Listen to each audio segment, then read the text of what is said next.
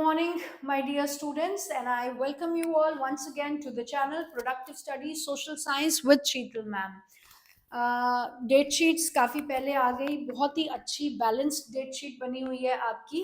जितने ज़्यादा दिन आपके एग्जामिनेशन के बीच में गैप रहता है, उतना ही ज़्यादा आप लिबरल हो जाते हो और कहीं ना कहीं अपनी तैयारी को जो है आप लिंगर ऑन करते हो। तो ट्रस्ट मी, आपकी डेट शीट बहुत बैलेंस्ड बनी हुई है, राइट। और I think around 45 days are left for your final examination to start. 15 फरवरी से स्टार्ट होना है। तो प्रिपरेशन तो जाहिर सी बात है कि इस वक्त बहुत जोरों शोरों से चल रही होगी। कुछ एक चीजें जो एग्जामिनेशन हॉल के अंदर आप लोगों को बॉदर करती है या टेंडेंसी हो जाती है, उस प्रेशराइज्ड कंडीशन में हर इंसान की टेंडेंसी होती है उस तरीके से बिहेव करना। तो आज मैं एक बहुत इंपॉर्टेंट वीडियो आपके साथ शेयर कर रही हूँ, जिसमें I am going to discuss about MCQs. क्योंकि एमसीक्यूज जो है, बहुत ज्यादा बच्चों को लगता है कि इजी है, सिर्फ आंसर्स ही तो टिक करने हैं। लेकिन एमसीक्यूज को अटेम्प्ट करने के जो प्रोसेस है, उसमें बच्चे बहुत ज़्यादा अपने मार्क्स खो देते हैं। While we check the papers, जब हम बोर्ड एग्जामिनेशन के पेपर्स भी चेक करते हैं, तो 20 मार्क्स के जो एमसीक्यूज बेस्ड होते हैं, जहां उसमें हमें ये एक्सपेक्टेशन है, या एक टीचर जो आपको पढ़ा रहा है उनको ये एक्सपेक्टेशन है कि मिनिमम उसमें आपको 18 19 18 17 17 18 19 तो स्कोर करने ही करने हैं। और ऑब्वियसली जो बच्चे बहुत अच्छा प्रिपेयर करके गए हैं, तो उनके उनसे एक्सपेक्टेशन होती है कि 20 ही स्कोर करने हैं। लेकिन ऑन एन एवरेज हमने देखा है कि वहां पर बच्चा जो है 13 14 15 पे अटक जाता है। Is it clear? तो MCQs 20 marks makes a big difference to your total score. इनको इतना लाइट लेने का कोई पॉइंट नहीं है। तो जो 5 कॉमन एरर्स आप लोग कमिट करते हो while attempting your MCQs in the examination hall, आज मैं उसको डिस्कस करने वाली हूँ, right. So let us start with your first thing is कि जब हम एग्जामिनेशन हॉल में होते हैं तो एक प्रेशर हम पे बिल्ड रहता है। सबसे पहली बात तो ये रहती है कि पेपर कितना लेंथी होगा और क्या मैं उसे समय पे कर पाऊंगा, कर पाऊंगी, कंप्लीट हो जाएगा या नहीं हो पाएगा, राइट। तो जाहिर सी बात है, everybody has gone through that phase, और हर इंसान जो है एक ना एक टाइम पे एग्जामिनेशन का प्रेशर बियर करता है, क्योंकि सभी उस स्टेज से निकले हैं। But the problem is not that 3 hours you have to complete the paper. Problem is that how well you are able to manage your time. आप इस एंजाइटी को कितने प्रॉपर तरीके से कैप्चर कर पा रहे हो, इसको अपने ऊपर हावी नहीं होने देना है। Because you are not attempting 3 hours का पेपर, आप फर्स्ट टाइम अटेम्प्ट नहीं कर रहे हो। You have been doing this right from your छोटी क्लासेस में कम टाइमिंग होते हैं, at least 9th 10th 8th 9th 10th से तो आप 3 घंटे का पेपर अटेम्प्ट कर ही रहे हो ना। तो it is not a big deal. सबसे पहले अपने आप को इस फियर से बाहर निकालना है कि it is a board examination. Board examination है। बोर्ड एग्जामिनेशन के लिए डरने की जरूरत नहीं है। बोर्ड एग्जामिनेशन के लिए अच्छी तैयारी, अच्छी प्रिपरेशन की जरूरत है, जो आपने अपने आप में बिलीव करना है कि आप पिछले 2 महीने में या पूरी साल में आपने अच्छे से प्रिपेयर किया है। Now all that you need to do is when you are sitting in the examination hall is कि आपको काम रहना है, कंपोज रहना है, और अपने 3 hours को efficiently डिवाइड करके अपने क्वेश्चंस को अटेम्प्ट करना है, राइट। सो जाहिर सी बात है, there is a tickling clock in the hall, mounting pressure कि कंप्लीट होगा या नहीं होगा। हर इंसान इस सिचुएशन से निकला है, लेकिन हर उस इंसान ने इस सिचुएशन को कैसे डील किया है, that is what the smartness is. और आपको भी वही स्मार्टनेस दिखानी है। Is it clear? We are going to discuss 5 common mistakes students make with MCQ and how to avoid them. Making mistake is human tendency, but crucial है आपका 10th class board examination या +2 examination, तो हमें इन mistakes को avoid करना है। क्या होता है आपके एमसीक्यूज को जब आप देखते हो, सबसे पहले आपको एंजाइटी रहती है ये देखने की कि इनमें से मुझे आते कितने हैं। क्लियर? तो आप फटाफट से उन एमसीक्यूज को एक बार गो थ्रू करते हो। सबसे पहले इस पॉइंट पे जाने से पहले मैं ये कहना चाहूंगी कि जो 15 मार्क्स, मैंने अपने प्रीवियस वीडियोस में भी ये बात को रिपीट किया है कि जो नॉट 15 मार्क्स, सॉरी, जो 15 मिनट्स आपको पेपर रीड करने के लिए लगते हैं, उस टाइम को वेस्ट नहीं करना है। आपको शीट फिल करने के लिए प्रॉपर टाइम दिया जाता है, उसके बाद जब आपको पेपर्स हैंड ओवर किए जाएंगे, क्वेश्चन पेपर, तब आपको 15 मिनट सिर्फ रीडिंग टाइम मिलता है। बी पर्टिकुलर कि वो रीडिंग टाइम है, आपने उसे रीडिंग टाइम के लिए ही डिवोट करना है। वहां आप अगर 15 मिनट्स में और कुछ कर रहे हो ना, तो आप ये, फिर आपको लास्ट मोमेंट पे ये डिसाइड करना मुश्किल हो जाएगा कि चॉइस में से मुझे ये क्वेश्चन करना है या ये क्वेश्चन करना है। उन 15 मिनट्स में आपने ये डिसाइड करना है कि इन चॉइसेस में से मुझे कौन सा क्वेश्चन बेस्ट आता है और मैं ये क्वेश्चन अटेम्प्ट करने वाला हूं या करने वाली हूं। एमसीक्यूज को देखते ही जो हमारे माइंड में सबसे पहली चीज आती है, हम ये चेक करते हैं कि इनमें से हमें कितने एमसीक्यूज आते हैं। क्लियर? एक स्किमिंग प्रोसेस करते हैं हम, क्विकली उसको स्कैन करते हैं। एमसीक्यूज 20 एमसीक्यूज को फटाफट से पढ़ेंगे, मुझे ये आता है, मुझे ये आता है, मुझे ये आता है, मुझे ये आता है, मुझे ये नहीं आता, ये नहीं आता, आता है। ये हम नॉर्मली करते हैं, लेकिन एमसीक्यूज को देख के एंजाइटी में, क्यूरियोसिटी और ओवर एक्साइटमेंट डेवलप नहीं करनी है। काम रहो, पेशेंस रहो, पूरा का पूरा पेपर आपने बड़े रिलैक्स तरीके से करना है। Right? First mistake, don't rush. Right? पूरे एग्जामिनेशन में आपने थ्रू आउट 3 आवर्स, सबसे पहली जो इंपॉर्टेंट बात है, you have to maintain your calm, your compose, your patience level. Is it clear? आपको सिर्फ फोकस अपने पेपर पे रहना चाहिए, उसके अलावा there should be no thought that is coming to your mind. So हम जो अटेम्प्ट करते हैं एमसीक्यू, उसको हम, उसमें हम रश थ्रू करते हैं। रश थ्रू किस में करते हैं? Read the entire question carefully even if you know the answer. हम उसको फटाफट से पढ़ते हैं, हाँ I know the answer, this is the answer of this question. Right?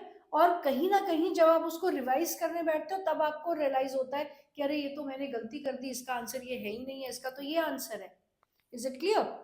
सो आपने क्वेश्चन को, अब ये चाहे एमसीक्यू का क्वेश्चन है, चाहे आपके सोर्स बेस्ड क्वेश्चन है, चाहे आपके लॉन्ग क्वेश्चंस है, कोई भी क्वेश्चन है, मेक इट योर हैबिट कि आपने क्वेश्चंस को रीड करना है बहुत केयरफुली।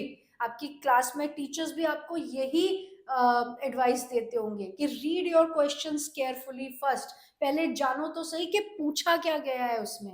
Is it clear? आपने फर्स्ट लाइन पढ़ी, हाँ I know the answer, okay this is the answer, and then जब आप डिस्कस करते हो अपने फ्रेंड्स के साथ, तब आपको पता चलता है कि अरे ये वर्ड तो मैंने देखा ही नहीं था कि ये तो इसका आंसर है ही नहीं है।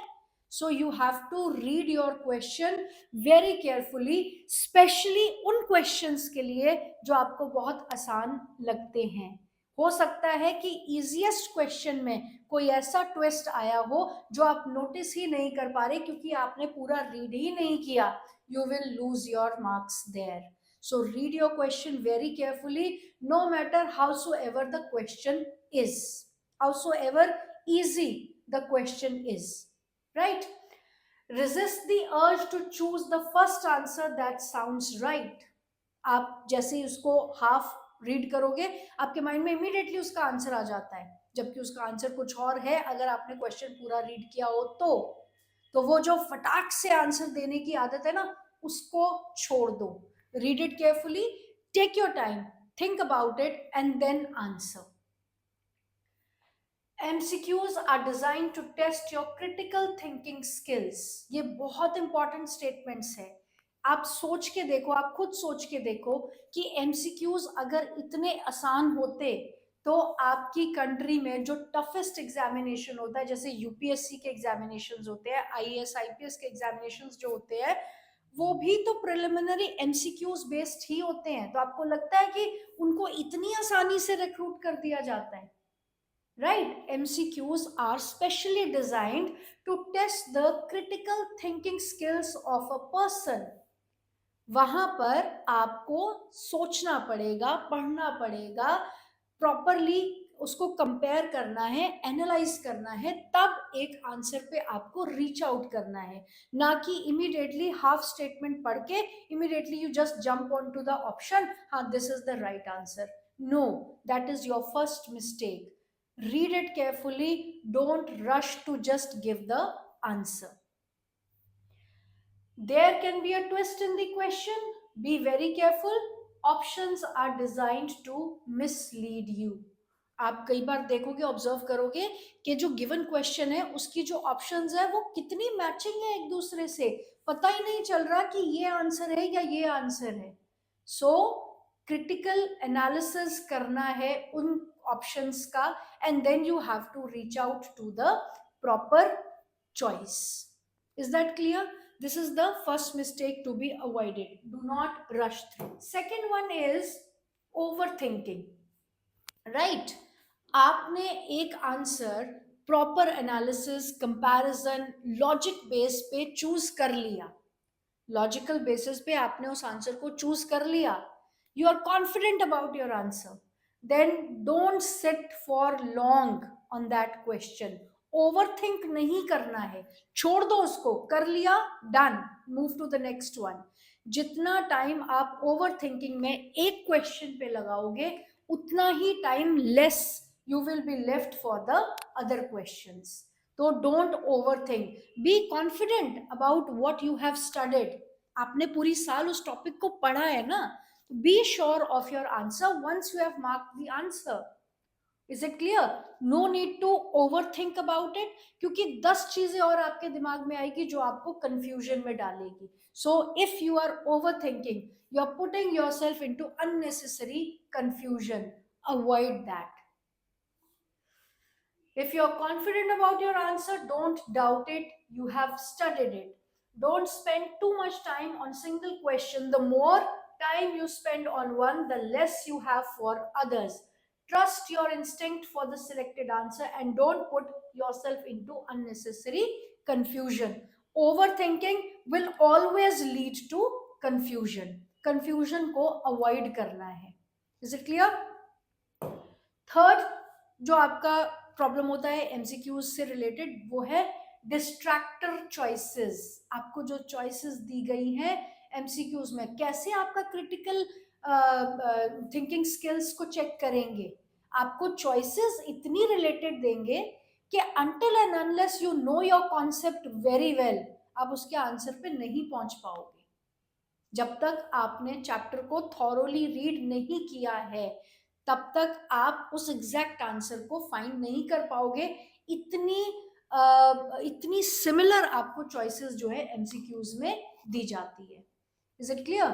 तो आपको डिस्ट्रैक्टर चॉइसेस को बहुत ध्यान से पढ़ना है, उनकी वर्डिंग्स पे फोकस करना है. कभी कभी आपकी स्टेटमेंट यस या नो, विद और विदाउट, इतने से गैप से ही आपका आंसर रॉन्ग या राइट हो सकता है. So no need to worry, कुछ नहीं करना है. There is nothing big about it. All that you need to do is read the statement very carefully. आपने जो पढ़ा है उसको अपने आप को समझाओ कि इसमें पूछा क्या गया है. Explain it to yourself. Right? Pay close attention to the wording.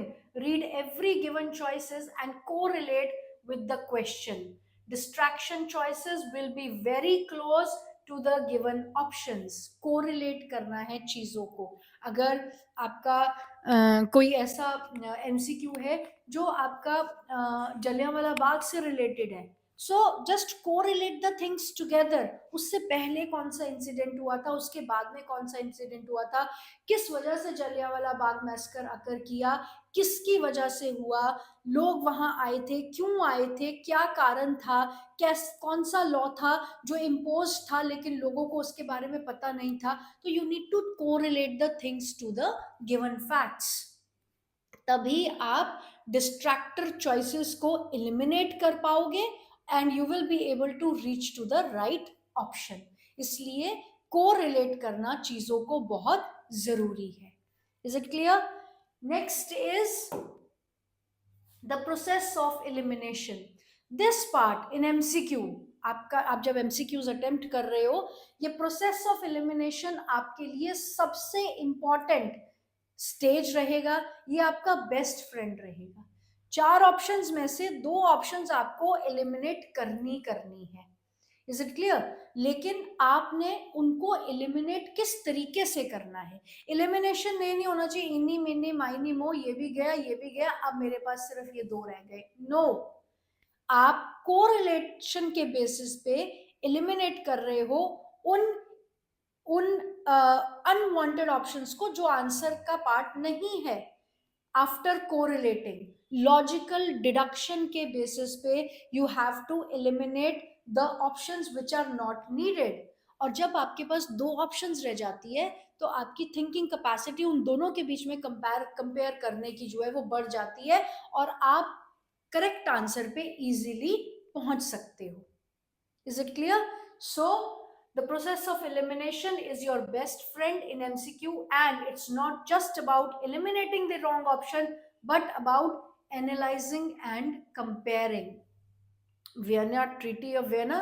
Okay, Treaty of Vienna was about restoration of the Bourbon dynasty. Yes, whereas Treaty of Constantinople, that was a different treaty. वो उस वक्त अकर नहीं की थी, वो किसी और के बारे में थी. ट्रीटी ऑफ वियना के ये प्रोविजन थे. तो क्या ऑप्शंस में ऐसा कोई प्रोविजन के बारे में मेंशन किया गया है? Correlating, analysing, comparing and then eliminating the most unwanted options out of it. आपके पास जब 2 बच जाएंगी तो उन 2 में आप जो है थिंक कर सकते हो कि कौन सी इसमें अप्रोप्रिएट आंसर है. So eliminating and always attempting your MCQs with the procedure called logical deduction. आप KBC देखते हो ना, KBC में जो विनर्स काफी हायर लेवल तक चले जाते हैं वो वैसे ही तो नहीं चले जाते ना तुक्के मार मार के. राइट, आपने देखा है कैसे हायर लेवल के क्वेश्चंस में या फिर नीचे से भी जब वो शुरू होते हैं तो एक एक करके ऑप्शंस को उड़ाते हैं और जो बेस्ट आंसर वहां रहता है लॉजिक्स के बेसिस पे, रीजनिंग के बेसिस पे, that is the answer they give. Is it clear? So MCQ जब भी अटेम्प्ट करते हैं हम एमसीक्यूज को अटेम्प्ट करते हैं लॉजिकल डिडक्शन के बेसिस पे. लो, जो आपका ये वही पार्ट है, सेकंड पार्ट उसी थर्ड मिस्टेक का ही है. Look for the patterns, contradictions, and inconsistencies in the choices through the process of logical deduction. This will help you narrow down the field and close and choose the best answer. आपने given question में inconsistencies देखनी है. आपने देखा ना जैसे आपके reason और असर्शन वाले क्वेश्चंस होते हैं, कभी कभी आपको क्लैरिटी नहीं आ पाती, आपको लगता है this could be the reason, ये रीजन हो सकता है इस असर्शन का, लेकिन एक्चुअली उसका आंसर होगा कि reason is correct, assertion is correct, but reason is not the correct explanation of assertion. Actual answer उसका वो होगा, आपको कुछ और लग रहा है. तो वहां पे आपने लॉजिकल डिडक्शंस, कोरिलेशन और इनकंसिस्टेंसीज को ध्यान में रखते हुए अपने आंसर को चूज करना है. Is it clear? The power of reviewing and revising, this is the last point, लेकिन बहुत बहुत बहुत इंपॉर्टेंट है. बड़े हो गए हो, 10th क्लास में हो या +2 में हो, आपको लगता है रिवीजन अब हमारे लिए नहीं रहा, पेपर कर लिया एक बार वही बहुत है, रिवाइज हमसे नहीं होता, इतना लंबा क्वेश्चन पेपर है दोबारा कौन रिवाइज करेगा, इतनी बड़ी आंसर शीट है उसको दोबारा कौन रिवाइज करेगा. बहुत बड़ी मिस्टेक. अपना पेपर लास्ट के, I know it is lengthy, paper कई बार लेंथी हो जाता है, आप लास्ट मोमेंट तक भी लिख रहे हो, लेकिन अगर आपके पास टाइम बच रहा है तो उस टाइम को भी फ्रूटफुली यूटिलाइज करना है. आपके ये 3 घंटे बहुत क्रूशल हैं. लास्ट के 2 मिनट्स, 3 मिनट्स, 5 मिनट्स जो भी बच पाते हैं उसमें पेपर को एक बार गो थ्रू करना है. अब यहाँ पर आप एमसीक्यू के आंसर्स तो चेक कर सकते हो, लेकिन लॉन्ग क्वेश्चंस को आप चेक नहीं कर सकते. तो आपने इस रिवीजन में सिर्फ ये इंश्योर करना है कि कोई ऐसा क्वेश्चन जो मुझे आता है और मैंने अटेम्प्ट नहीं किया, मैप क्वेश्चंस है उनको क्विकली आप एक रिवीजन दे सकते हो, एमसीक्यूज है उनको क्विकली रिवीजन दे सकते हो, सोर्स बेस्ड क्वेश्चंस है उनको रिवाइज कर सकते हो। और अगर आपने पॉइंटर्स हेडलाइंस जो है वो मार्क कर रखी है तो मेन हेडिंग्स तो रिवाइज कर ही सकते हैं ना। इसलिए इस मिसकंसेप्शन से बाहर निकलो कि आप बड़ी क्लास में हो, हमें पेपर्स रिवाइज नहीं करने हैं। देने के बाद once you complete your paper, it is very very important कि आप अपने पेपर को गो थ्रू करो। 100% आपको एक आधा कोई क्वेश्चन ऐसा निकल जाता है जहां पे आपको कोई ना कोई पॉइंट याद आता है कि नहीं इसका ये आंसर नहीं है, इसका ये आंसर है। सो 100% you must review your question answer sheet and must revise your paper thoroughly। अगर आप सिंपल सी इन 5 चीजों पे फोकस करोगे आप बहुत हद तक अच्छे मार्क्स स्कोर कर सकते हो। आई होप ये वीडियो आपके लिए हेल्पफुल रहे and you take out something positive and productive out of it that may prove beneficial for you for your board examination. Once again, God bless you and all the very best.